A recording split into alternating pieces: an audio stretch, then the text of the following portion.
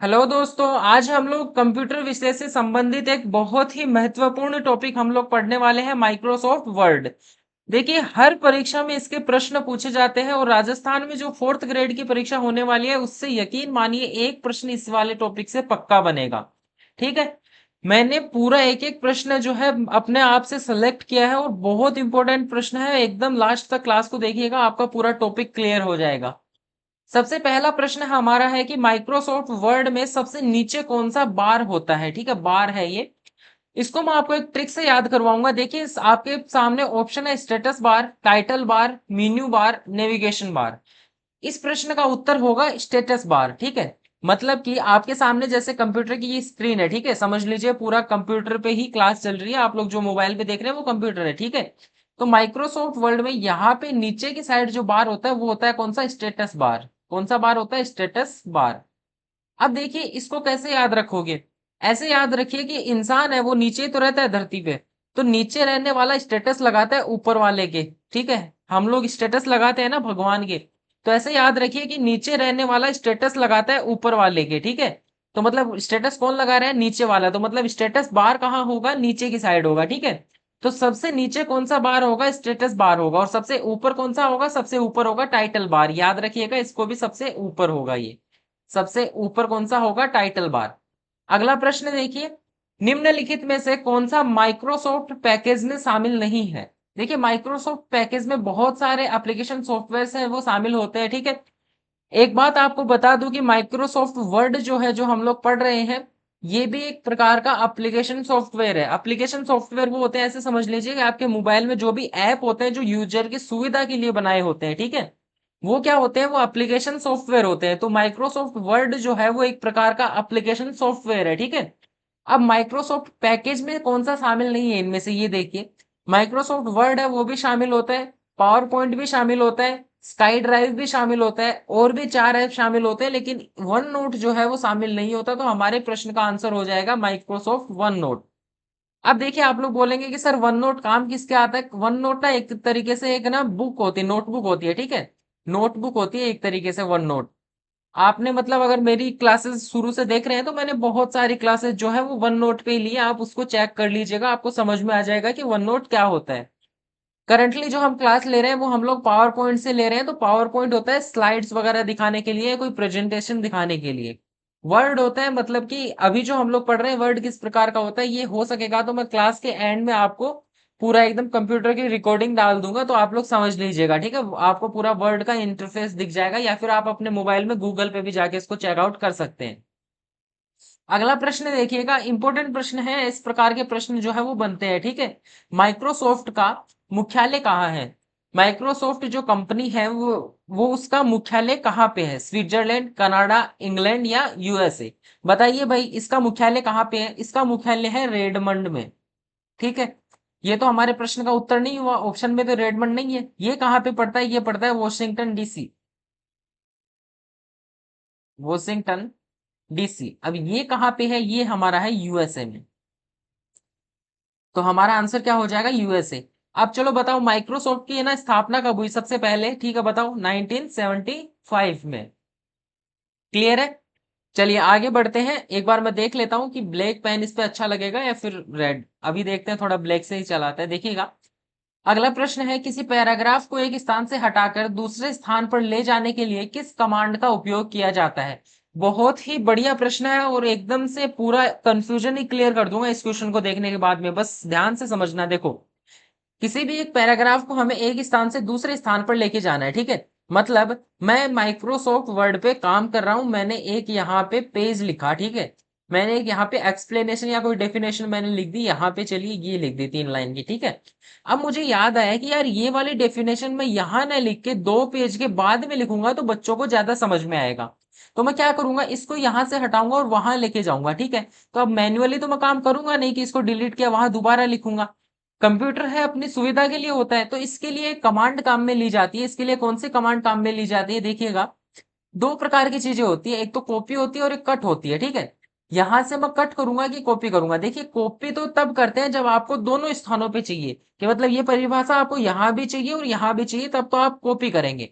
लेकिन आपको यहां से प्रश्न में क्या दिया है कि हटाकर, मतलब एक को आपको रिमूव करना है, तो यहां आप लोग करेंगे कट, यहां अपने कर्सर को ले जाके सेलेक्ट करके यहां आप लोग क्या कर देंगे, पेस्ट कर देंगे। तो कौन सी कमांड आपने काम में ली? Cut paste. कट पेस्ट किसमें? ऑप्शन ए में है। अगर प्रश्न ऐसा बनता है कि डुप्लीकेट हमें दूसरी जगह पे बनाना है, तो आप लोग कौन सी कमांड काम में लेते? कॉपी पेस्ट वाली, ठीक है। चलिए अगले प्रश्न पे बढ़ते हैं। अगला प्रश्न देखिएगा, किसी डॉक्यूमेंट को पहली बार सेव करने के लिए कौन सी कमांड उपयोग में ली जाती है? बहुत ही बढ़िया प्रश्न है और डाउट आपको पक्का होगा इसमें, सुनिएगा ध्यान से।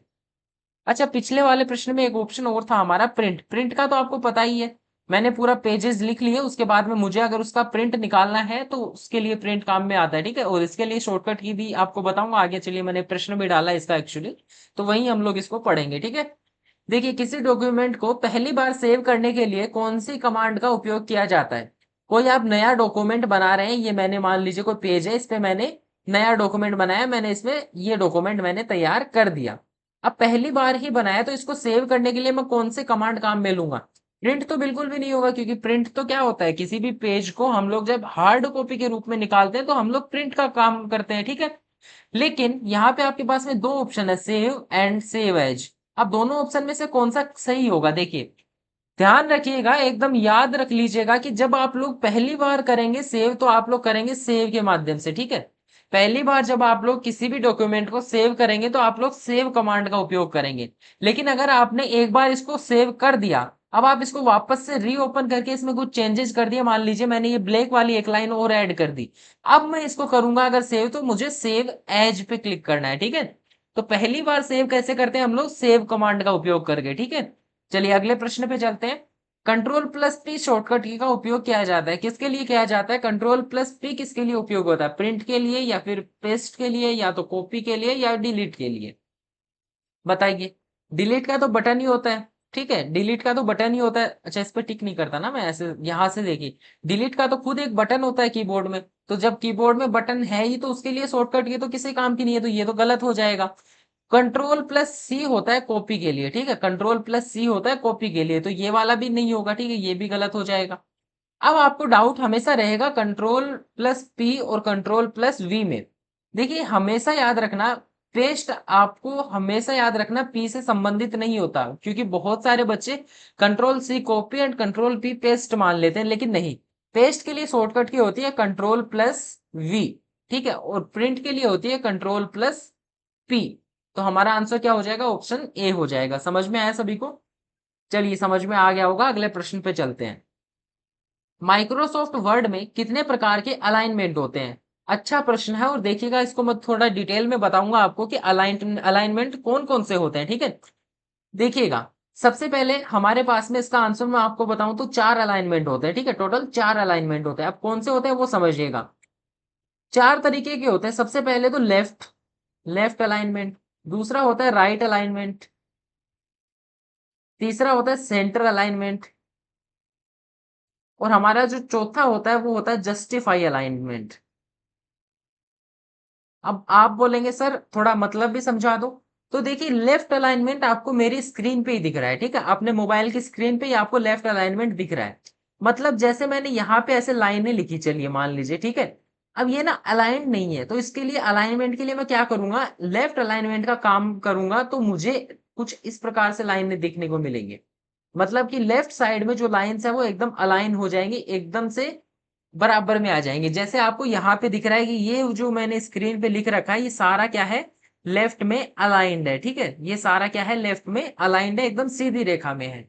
लेफ्ट अलाइनमेंट ये हो गया। अब आप बोलेंगे राइट, तो अगर मैं इसको राइट अलाइनमेंट कर देता तो ये है हमारा भी यहाँ चला जाता, ठीक है, चार पांच छह सात भी यहाँ आ जाता, तो कुछ इस प्रकार से यहाँ सीधी रेखा में बन जाती। मैं सीधी रेखा खींच नहीं पा रहा, आप लोग समझ लीजिएगा, ठीक है। इसको ही अगर हम लोग राइट अलाइन करेंगे इसको, तो किस प्रकार से हो जाएगा? ये कुछ इस प्रकार से लाइंस हमारे सामने बन जाएंगी, ठीक है, एकदम सीधी रेखा में।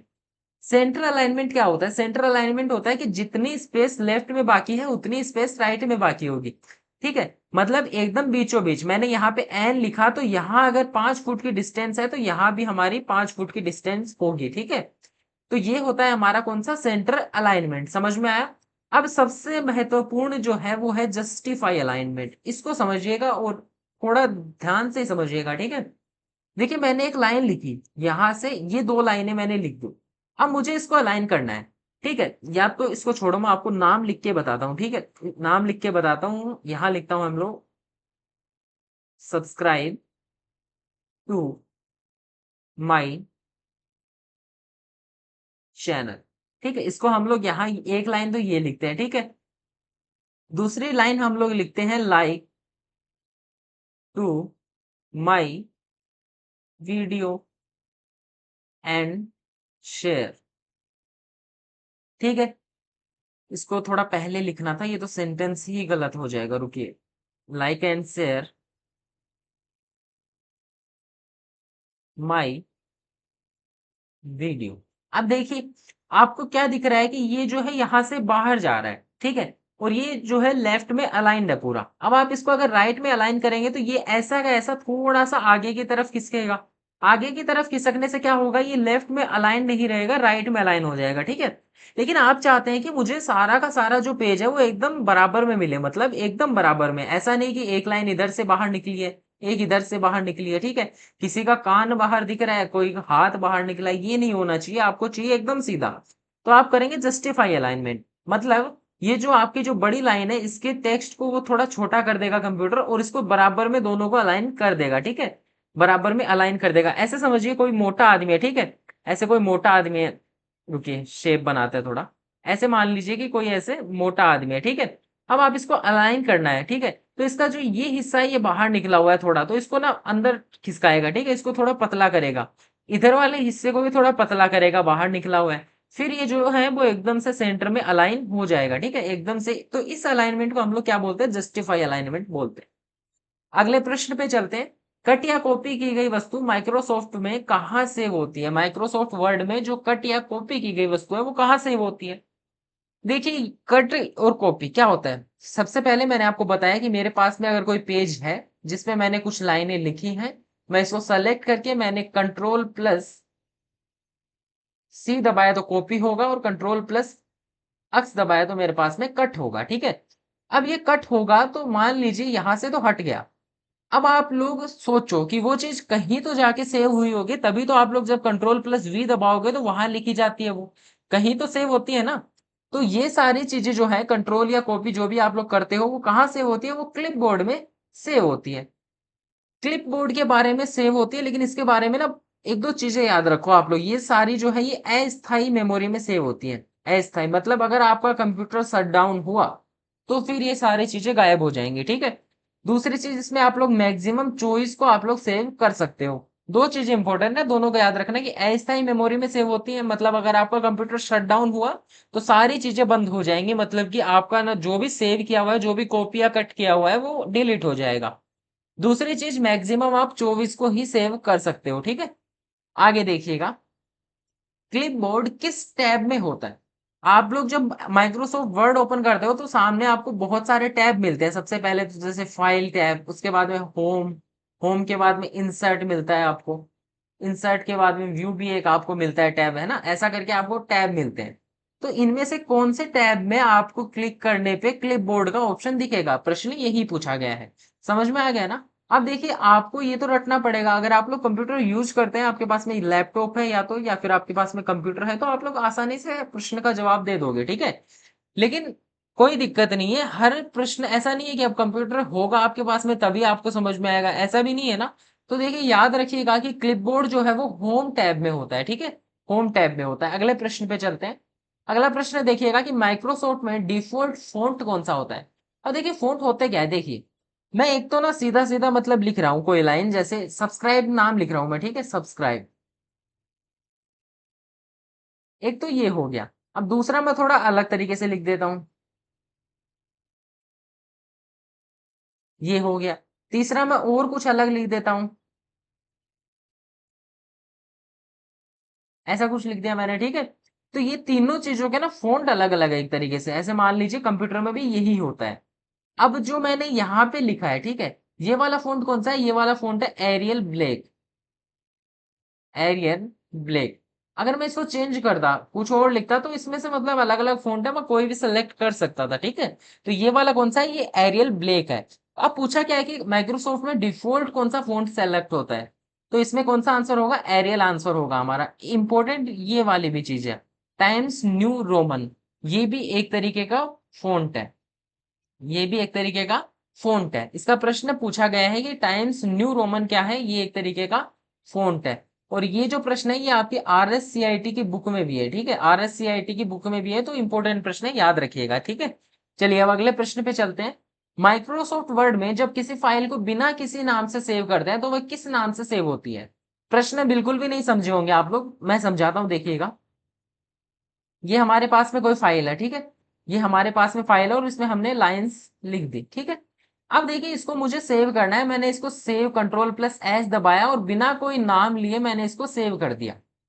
तो अब वो मेरे फोल्डर्स में जाके मैं अगर चेक करूंगा, फोल्डर में जाके चेक करूंगा, तो वो किस नाम से सेव हुई है, ये हमारे प्रश्न में पूछा गया है, ठीक है। सॉरी, देखिएगा किस नाम से सेव होती है, तो वो होती है डॉक्यूमेंट नाम से सेव। किस नाम से होती है, डॉक्यूमेंट नाम से, ठीक है। इंपॉर्टेंट चीज है, डॉक्यूमेंट नाम से सेव होती है, लेकिन इसके बाद में आपको एक सन याद रखनी है, 2007। जो एक्सटेंशंस काम में लेता है माइक्रोसॉफ्ट वर्ड, 2007 से पहले तो ये सेव करता था DOC नाम से, लेकिन 2007 के बाद में इसने बदला और इसने DOC अक्स एक्सटेंशन काम में लेना शुरू कर दिया। इंपॉर्टेंट प्रश्न है, ठीक है, कि माइक्रोसॉफ्ट जो है वर्तमान में कौन सा एक्सटेंशन काम में लेता है जब हम लोग कोई फाइल को सेव करते हैं। जैसे मैंने अपने चैनल का नाम है स्कूल से सरकारी नौकरी, ठीक है, मैंने स्कूल नाम से कोई फाइल सेव की, आपको पढ़ाने के लिए, क्लास के लिए सेव कर दी, मैंने कोई पीपीटी उसमें माइक्रोसॉफ्ट वर्ड में कुछ सेव कर दिया, ठीक है। पीपीटी नहीं, पीपीटी पावर पॉइंट प्रेजेंटेशन होती है, ठीक है। अब ये किस नाम से सेव होगी पूरा, तो स्कूल तो है ही, साथ में इसके आगे लगेगा DOC, ठीक है। तो ये पूरा इसका फाइल का नेम हो जाएगा। अगर मैं इसको कोई नाम ही नहीं देता तो ये किस नाम से सेव होती, डॉक्यूमेंट डॉट DOC अक्स, इस नाम से ये सेव होती। अब आप लोग बोलेंगे सर एक फाइल तो हो गई, लेकिन हमने दूसरी फाइल को भी ऐसे ही सेव कर दिया, तो सेम नाम से तो कंप्यूटर में कुछ सेव होता नहीं है, तो फिर कैसे सेव होगा, तो आपका सेव होगा document1.docx, इस नाम से ये सेव हो जाएगा। दूसरी चीज, महत्वपूर्ण चीज है, जब भी आप फाइल को सेव करेंगे तो आप उसमें कोई स्पेशल कैरेक्टर नहीं डाल सकते, ऐसे से चिन्ह वगैरह नहीं डाल सकते जब भी आप कोई फाइल को सेव करेंगे, ठीक है। इंपॉर्टेंट चीज है, आपको सिंपल नाम ही डालने होंगे और नंबर्स आप लोग डाल सकते हैं, ठीक है। बाकी जो स्पेशल कैरेक्टर्स है वो आप लोग नहीं डाल सकते, याद रखिएगा, ठीक है।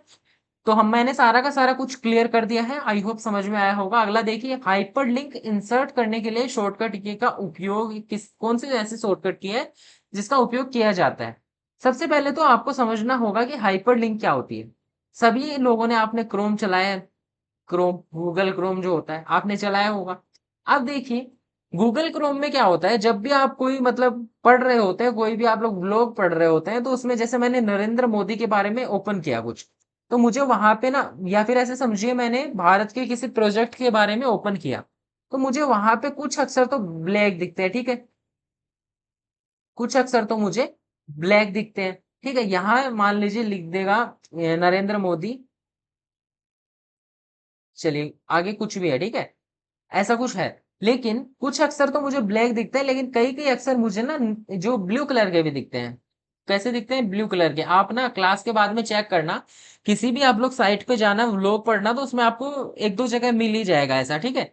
तो आप लोग जब भी उस पर क्लिक करते हो, अब जैसे नरेंद्र मोदी को मैंने ब्लू लिख दिया, तो जब भी आप लोग इस पे क्लिक करोगे तो ये एक अलग आपको व्लॉग पे लेके जाएगा, जिसमें नरेंद्र मोदी के बारे में अलग अलग जानकारियां होंगी, ठीक है।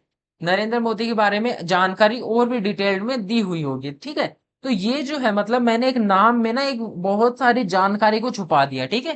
तो ये जो चीज होती है ये होती है हाइपरलिंक, बहुत सारी चीजों में काम आती है ये। इसके लिए कौन से शॉर्टकट का उपयोग करते हैं हम लोग MS वर्ड में, तो इसके लिए शॉर्टकट की होती है Ctrl+K होती है, ठीक है। अब बाकी की शॉर्टकट कीज को भी पढ़ते हैं। देखिए Ctrl+P मैंने आपको बताया प्रिंट के लिए काम में आती है, इसको अलग कलर से लिखते हैं वरना ये इसमें मिक्स हो जाएगा, ठीक है। ये किसके लिए काम में आती है, प्रिंट के लिए काम में आती है। Ctrl+L किस काम में आता है, Ctrl+L आता है लेफ्ट अलाइनमेंट के लिए। और कंट्रोल प्लस बी जो है वो बोल्ड करने के काम में आता है। जो आपके सामने भी अक्षर लिखे हुए हैं ये बोल्ड किए हुए हैं, वरना ऐसा नहीं है। मतलब मैंने एक शब्द तो ये लिख दिया, देखिए एक शब्द तो मैंने ये लिख दिया, लेकिन अगर इसको मैं कंट्रोल प्लस बी से पहले सेलेक्ट करूंगा इसको मैं, और उसके बाद में कंट्रोल प्लस बी दबाऊंगा तो ये ऐसा मतलब बोल्ड हो जाएगा थोड़ा, जिससे क्या होगा, थोड़ा ज्यादा दिखेगा, इस पे हाईलाइट हो जाएगा। ठीक है, तो हेडिंग्स वगैरह में इसको काम में लिया जा सकता है। ठीक है, चलिए आगे चलते हैं। अगला प्रश्न देखिएगा, कौन सी कमांड कंट्रोल प्लस पी की तरह कार्य करती है? इंपॉर्टेंट प्रश्न है। ठीक है, महत्वपूर्ण प्रश्न है, इंपॉर्टेंट प्रश्न है। चार आपको कमांड दी हुई है, इसमें से आपको बताना है कि कौन सी जो कमांड है वो कंट्रोल प्लस पी मतलब प्रिंट करने के लिए जो काम में ली जाती है। दो तरीके की होती है, एक तो कंट्रोल प्लस पी से भी प्रिंट होता है, और एक इन चारों में से एक है जिससे प्रिंट होता है। तो दूसरा हो जाएगा कंट्रोल शिफ्ट और F2 दबाने से भी आप लोग प्रिंट निकाल सकते हैं। अगला देखिएगा, एमएस वर्ड में मिनिमम एंड मैक्सिमम जूम कितना होता है? जैसे कि मेरे पास में ये फाइल है, ठीक है, अब इसमें मैं अगर जूम करूं, ठीक है, इसको मैं अगर जूम करूं तो जूम करने पे ये थोड़ी ऐसे बड़ी हो जाएगी, और अगर इसको जूम आउट करूंगा तो ये छोटी हो जाएगी। इसकी ये ओरिजिनल साइज है, इससे डबल हो गई मतलब 200 टोटल जूम है। इससे तिगुनी अगर कर सकूंगा तो मैं 300 हो जाएगा, इससे ऐसे समझिए आधी हो गई तो 50 है। ठीक है, तो आप मुझे बताओ कि मिनिमम और मैक्सिमम कितना जूम हो सकता है? अब चलिए दो ऑप्शन तो मैं ऐसे ही कैंसिल कर सकता हूँ मेरे बेसिक नॉलेज से। क्यों? क्योंकि मिनिमम पूछा है पहले, तो मिनिमम 500 और मैक्सिमम 10 थोड़ी ना होता है, मिनिमम का मान तो कम होता है, तो दोनों ऑप्शन कैंसिल हो गए। अब मुझे सेलेक्ट करना है कि मैक्सिमम 200 होता है कि 500 होता है। ठीक है, तो एमएस वर्ड में मैक्सिमम जो जूम है वो 500 होता है। ठीक है, ये हमारा ऑप्शन क्लियर हो जाएगा। आगे चलते हैं, माइक्रोसॉफ्ट वर्ड में मैक्सिमम फॉन्ट साइज लिमिट कितनी होती है?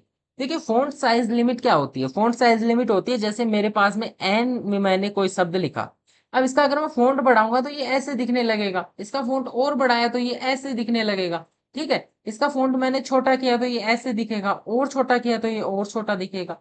तो एक लिमिट तो होगी ना, आप किसको इसको कितना बड़ा कर सकते हो। ठीक है, एक ना एक तो लिमिट होगी कि एन जो है वो आपका कितना बड़ा हो जाएगा, तो उसकी लिमिट के लिए हमें प्रश्न पूछा है। अब ये प्रश्न ना तुक्के मारने से नहीं होता, बहुत सारे बच्चे इसको गलत ही करके आते हैं। देखिए कैसे, इसके ऑप्शन इस तरीके के दिए हैं कि 20 तो आप लोग पहले कैंसिल करोगे कि मैक्सिमम पूछा है तो 20 तो नहीं होगा। ठीक है, फिर आप लोग ना 75 देखोगे, लेकिन बहुत सारी चीजों में आपने 75 करके देखा है तो 75 जूम होता है, हम लोग काम में लेते हैं कई बार हेडिंग्स वगैरह में या टाइटल लिखने के लिए 75 का यूज करते हैं। ठीक है, लेकिन 120 को आप लोग टिक कर दोगे और सोचोगे 1638 थोड़ी ना जाएगा इतना। ठीक है, लेकिन आपकी ये चीज गलत हो जाएगी। ठीक है, तो हमारा आंसर क्या होगा? 1638। ठीक है, 1638 का मतलब है कि आप लोग, ये इंच नहीं है, पहले मैं बता रहा हूँ 1638 इंच नहीं है, ये पॉइंट्स में काउंट होता है। ठीक है, पॉइंट्स है, 1638 पॉइंट तक आप लोग इस एन को बड़ा कर सकते हो, ये आपकी मैक्सिमम फॉन्ट लिमिट होती है। ठीक है, चलिए अगला कोई प्रश्न है? नहीं। चलिए अब मैं आपको ना दिखा देता हूँ माइक्रोसॉफ्ट वर्ड का जो इंटरफेस है वो मैं आपको दिखा देता हूँ, एक सेकेंड बस। माइक्रोसॉफ्ट वर्ड का पूरा इंटरफेस मैं आपको दिखा देता हूँ। माइक्रोसॉफ्ट वर्ड का ये इंटरफेस है आपका। अब इसको देखिए, जैसे ये डॉक्यूमेंट है, इसको मैंने जूम आउट करना है। ठीक है, ये तो देखिए 500% जूम हो गया। अब इसको मुझे जूम आउट करना है तो ये डॉक्यूमेंट मेरा जूम आउट भी हो गया। ठीक है, यहाँ देखिए आप लोग नीचे की साइड, मेरा जो एरो है उस पर फोकस रखिए, और नीचे की साइड देखिए यहाँ पे मिनिमम आप लोग कितना जूम कर पा रहे हैं? 10%। ठीक है, आपको नीचे कॉर्नर में 10% दिख रहा है ना। मैक्सिमम आप लोग कितना जूम कर पा रहे हैं? मैक्सिमम आप लोग 500% कर पा रहे हैं, यही हमारा प्रश्न था। उसके बाद में और अगर मैं बताऊं तो देखिए, हमारे यहाँ पे जैसे फोंट वाला हमने देखा, मैं यहाँ कुछ नाम लिखता हूँ, ठीक है, नितिन, या फिर मैं ऐसा कुछ लिखता हूँ, subscribe to my channel, subscribe to my channel. अब देखिए इसको मुझे पूरा सेलेक्ट करना है, तो कंट्रोल प्लस ए शॉर्टकट की होती है, मैंने सेलेक्ट कर दिया। अब यहाँ पे हमारी ये फॉन्ट साइज होती है। ठीक है, इसको हम लोग इंक्रीज कर सकते हैं जितना हम लोग चाहें। ठीक है, लेकिन मैक्सिमम कितना होता है? 1638 ही होता है। ठीक है, याद रखिएगा मैक्सिमम कितना होता है? 1638 ही होता है। यहाँ पे देखिए मैंने जैसे जैसे 14 किया तो इस पे और इंक्रीज हुआ ही, एक पॉइंट और बढ़ाऊंगा तो और बड़ा हो जाएगा, ऐसे मतलब जैसे जैसे मैं पॉइंट्स बढ़ाऊंगा ये बड़ा होता जाएगा। ठीक है, लेकिन मैक्सिमम कितना हो सकता है? ये मैक्सिमम 1638 हो सकता है। अब यहाँ 1700 डाल के देखते हैं, 1700 डाल के देखते हैं, 1700 नहीं होगा। कितना होना चाहिए? 1 से 1638 के बीच में ही होना चाहिए। तो मैक्सिमम फॉन्ट लिमिट कितनी है? 1638। अब मैं आपको 1638 भी दिखा देता हूँ किस तरीके से दिखेगा। तो आपका ये वाला दिखेगा कुछ इस प्रकार से। ठीक है, मतलब बहुत एकदम जूम हो जाएगा, उतना नहीं चाहिए हमको। हम लोग यहाँ पे वापस से 14 इंटर कर देते हैं, ठीक है। ये हमारा होता है टेक्स्ट का फॉन्ट, ठीक है। इसको थोड़ा सा देखिए, मैं समझाता हूँ, इसको थोड़ा सा हम लोग जूम करते हैं, उसके बाद में समझते हैं। ये हो गया। अब देखिए, इसको पहले हम लोगों ने इस तरीके से कुछ लिख रखा था, अब इसका फ़ॉन्ट अगर हम लोग चेंज करेंगे तो देखिए, ये अलग-अलग तरीके से हमारा लिखा हुआ आ रहा है, ठीक है?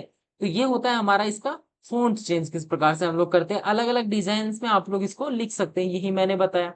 उसके बाद में होम टैब में आपका क्या होता है, क्लिपबोर्ड होता है। देखिए ऊपर आपके टैब है, इंसर्ट टैब है, ड्रॉ टैब है। होम में जाओगे तो नीचे क्लिपबोर्ड आपको देखने को मिलेगा, ये रहा। नीचे यहाँ पे एरो पे ध्यान रखो, माउस के कर्सर पे ध्यान रखो भाई, यहाँ पे आपको क्लिपबोर्ड देखने को मिल जाएगा, ठीक है। समझ में आ रहा होगा आपको, ठीक है।